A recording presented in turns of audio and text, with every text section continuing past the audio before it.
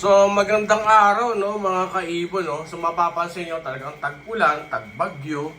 So meron pa rin tayong yung season of breeding ng ating mga alaga nating ibon no na maraming iniitlog pero tinatapon, napabayaan. So sayang. So siguro ang dami na yata, more than 20 na yata. So naisip ko na mag-try na ng incubators. So ito ay automatic. So automatic na to na incubator na to.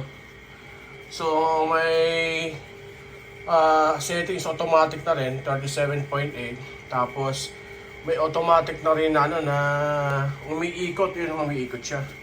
So may mga nakakarga tayong mga ibon tuloy. Itlog na ng sun conures natin at green chick kasi sasayang eh. Kasi tag-ulan nga. Ang hirap magpapisa. So ngayon, makikita niyo yung setup ko, basic lang to. So we'll try. So hopefully maging successful tong trial natin. And magagamit natin ito sa tuwing tag-ulan. Okay? So, yun lang. Quick sharing lang, no? Kung interested kayo, check nyo. Ewan ko lang kung mayroong automatic na naka-tag na shop ito o product ito. Ewan ko lang. So, ayun siya. So, yun ang setup niya, no? So, ito, mapapansin nyo, yung pang-candling. Candling ba? Candling. Basta may ling. Yun na yun. Okay.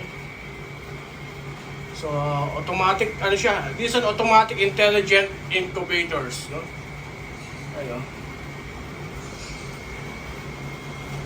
Papansin nyo yun. Yeah. Okay. So, yun lang muna. At ang lakas ng ulan, grabe. Grabing lakas.